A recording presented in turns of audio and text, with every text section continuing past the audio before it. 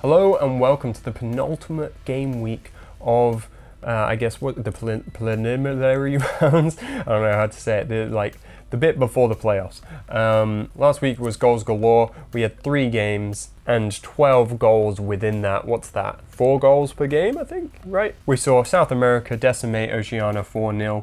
Asia 4-1 against North America. Really good game from them. And then the main game was Africa versus UEFA, where Europe were able to come out on top, putting them top of the table, as you can see now. So today we're going to start out seeing Europe take on Oceania. That's going to be at Goodison Park. You'd predict a high-scoring game from Europe, but you imagine they're going to rotate it, and you imagine that Oceania, after taking that beating from South America, will do something to be a bit more defensive in this one. After that, we'll be watching Africa take on North America. Now, North America are one of the underperforming teams so far, but in reality, they're only 2 points off Africa. If they were to win, that would put Africa down into the bottom 2 out of the playoff zones and put North America in there. So this could be a really big game for them. And then we're going to be watching Asia take on South America. That's another huge game. They're both on 6 points at this point. So that's going to be the final game of this game week. That's going to be at the Etihad. I'm excited for that one. I'm excited for all of these, to be fair. They've all got kind of interesting ramifications, except for maybe the first one, UEFA versus Oceania, but I think we're expecting to see some really good play from Europe in that one. And with that said, let's get into the team news. Of course, Europe have rotated their squad quite heavily. They've got all the points they need. This is a team they feel like they can beat. Ronaldo stays in the squad because, you know, he's not doing that well. Maybe he needs some confidence from this game. Courtois, one of the best goalkeepers in the world right now, he gets his start. We see Robertson and Trent taking up the fullback positions, and we see Skriniar coming in. In midfield, it is now Cruz, Goretzka and Bruno Fernandes. And then up front, we've got Haaland, we've got Ronaldo, and we've got Sterling. Ronaldo, quite importantly, now more central, instead of really kind of playing as that left winger. There aren't wingers in this team, they're centre forwards, really. It is interesting to think that Haaland's like 6th choice, and it's just because of the ratings, really. He's obviously one of the best strikers in the world right now, but because of the ratings, he's quite low in the pecking order. But now, not really many changes from Oceania. I guess there's not much that they can do. They've actually gone more attacking, with Singh dropping back into that centre mid and Barbarouses coming back in. That's what got them the points initially in the first game week, so maybe that's what they're thinking.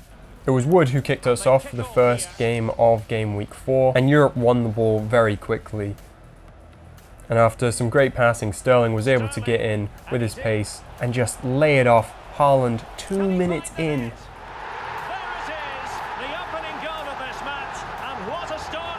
He's unstoppable. Even when he's like 6th choice striker, he comes on for his debut and he does literally the Haaland thing where he scores.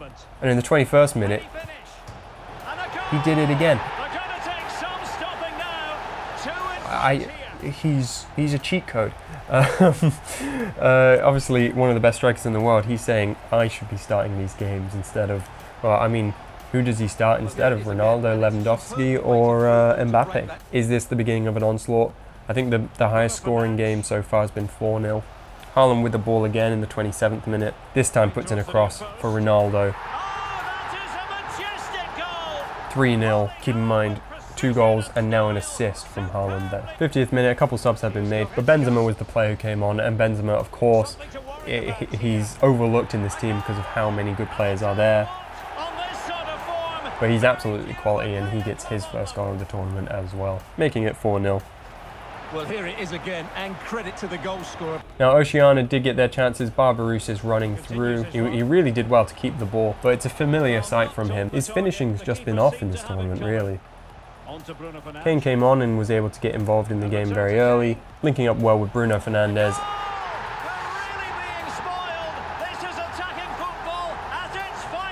An absolutely fantastic opportunity for Oceania to make it 5-1 and get their goal against Europe, and Krishna hits the crossbar. And after missing that opportunity, Bruno Fernandes puts it in to make it 6-0. The highest scoring game of the tournament. And that is how the game ended, 6-0. That is crazy. Puts Europe's goal difference well up, but in reality, I don't think they've got to worry now about finishing even second. I think they've secured that top place finish, but we'll have a look at that at the end of this episode and take a look at the table. An absolutely amazing performance from Haaland in that one. It'll be interesting to see how Europe go moving forward, whether any of these players stay in the squad. Now we move on to North America versus Africa. Again, like I said, a pretty important game in this tournament. North America could push up into that playoff zone with a win today, and Africa could drop out. So a very important game for them both. Africa's sticking with what's been doing them well so far. Mendy in goal. We've got Matip and Koulibaly at centre-back. Their defensive midfield of Partey and Kessié is doing amazing so far. And then of course you've got that front three of Mane, Salah and Aubameyang with Zaha just behind. He's been playing alright so far. Nothing really stats-wise to show for it, but he's been promising. North America, of course, trying to get some points from this game. They stick with Keylor Navas in goal. They stick with that back four from the last game, so Corona and Dest. The midfield now consists of McKennie and Herrera, but they stuck with Davies, Lozano, Jimenez and Antonio as their real attacking options. Herrera is pretty solid in that team, but it's really that other defensive midfield where we've had now three, I think, Alvarez, Guardado and now McKennie. This team is probably the team that's changed the most throughout the tournament. First opportunity came very early on, within the first 5 minutes. Mane just not able to get to it before the keeper. Well, goal kick, just as it was looking promising. And then another great chance for Africa, a great long ball from Kessié, and Aubameyang just forces the save from Keylor Navas. North America kept losing the ball, and this time it would prove deadly as Aubameyang was able to get in and... Surely, an early goal. It is the ideal opening. 1-0 to Africa. I believe that's his second goal of the tournament so far. I may be wrong on that. Just before half-time, he almost got himself another. But he hit, I don't even know, the corner. It was either the crossbar or the post, but either way, he hit, I suppose he hit the woodwork and it stayed 1-0. Africa were able to just pass around and get a great opportunity, and Mane put it in, making it 2-0 in the 66th minute, pretty much securing the points and condemning North America to not finish within the playoffs. But again, we'll have a look at the table at the end of this episode and see what's possible next episode. And Africa piled on the misery. Aubameyang coming away with another goal, but really it was a huge deflection that took it past Keylor Navas. Maybe a bit of insult to injury there, but it's well deserved. Africa have been great. I'm pretty sure it changed which corner of the goal it was going to entirely. But that is how the game finished, 3-0 to Africa. A great 3 points, but another game that North America have perhaps underperformed on. I think they should have been in this a bit more than they were. I don't know what's going wrong for them at the minute. But now we move on to the final game of this episode. We're here at the Etihad for Asia versus South America. A real tough game for them. They're both level on 6 points. They've performed pretty similarly. And with Africa now on 6 points as well, they're both going to want this victory today. After their great win against North America last game week, Asia make no changes. We've still got Heung-min Son up front and Hwang Hee-chan taking up that left channel instead of him. The main man really though has been Kamada in that number 10 position. He's been fantastic. And after rotating the team quite heavily in the last game week, South America returned to what is presumably their full strength team. Ederson returns back in goal. We go to the back three of Militao, Thiago Silva and Marquinhos, Militao keeping his spot. Vinicius Jr. returns to the left, Di Maria on the right and Neymar in the centre. Casemiro and Fabinho, the two DMs, and then Suarez and Messi playing up front. We'll have to see whether Messi continues that false nine that he did so well in the last game, but may be unfortunate for certain players such as Acuna and Cuadrado to drop out after playing so well. First opportunity would come from a great Vinicius pass. Neymar perhaps takes it on his wrong foot in that first 5-minute period. Ryan's able to make the save. If he took that with his right and maybe had it away from the keeper, maybe things would have gone better. A chance now for Asia. Hwang Hee-chan running up the wing. He forces Ederson to make a save this time. Did he stop that? That's just unbelievable. Messi tries to go for it himself, but it forces a great save. But after Vinicius puts it back in, this is a great finish from Messi. You'll have to wait till the replay to have a look. Messi has scored the opening goal of the contest. Such a boost. It's a great run in, lots of effort, and it's just too powerful really for Ryan, and it just slowly creeps in. Ito plays a great ball to Kamada, who again has been amazing in this tournament.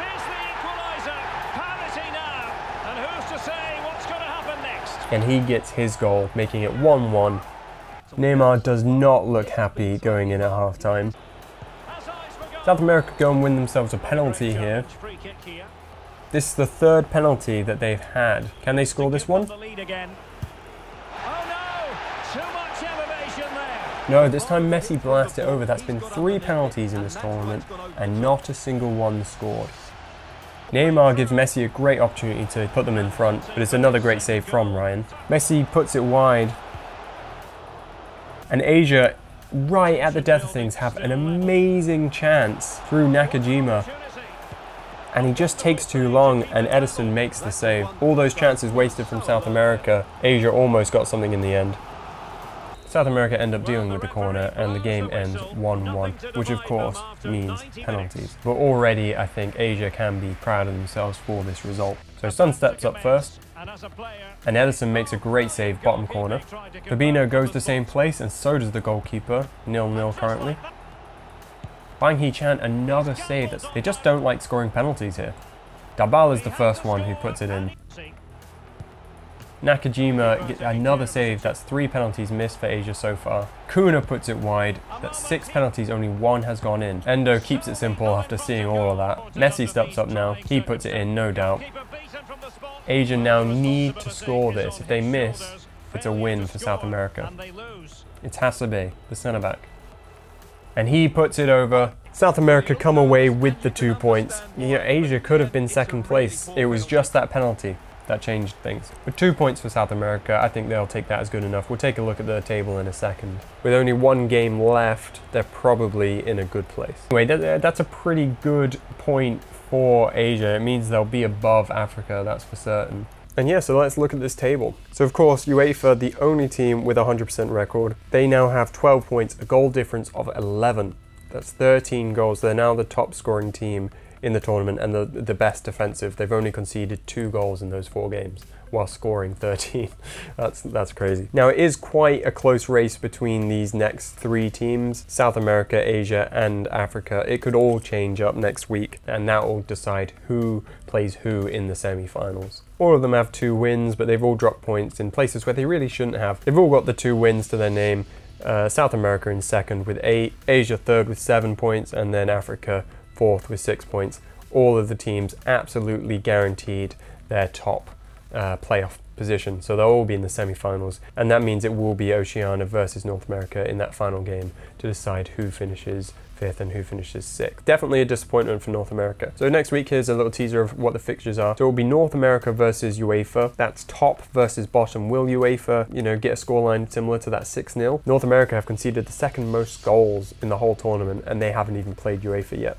And Oceania have. So Asia will be playing Oceania to try and get that 2nd place. So that's a pretty good fixture lined up for them. And then it'll be CONMEBOL versus Africa. So that's pretty much that game, and the Oceania game really are the important games of next game week, especially CONMEBOL versus Africa. Now they're all going to be played at the same time, so that should be an interesting video. We'll be going in and out, seeing the table change. I think it should be exciting. I'm hoping it will be like one of those relegation day battles where it's like, oh, now they're in the relegation, now they're in the if you've not seen that video, I've forgotten what year it was, where it was crazy. That's entertainment. So I'm hoping it'll be like that. It probably won't, but yeah. So that's been 4 game weeks. The next game week will be the final one like this. Then we go into the semi-finals. I'm really excited for that. And yeah, thank you so much for watching. Like if you've liked the video. I mean, that makes sense, doesn't it? But yeah, like if you've liked this concept and if you've liked how this has been done. I'll try and do more stuff like this, if people like this. God, that was a lot of likes in that sentence. But yeah, subscribe if you want to see the next game week, and I hope to see you there. Thank you so much for watching.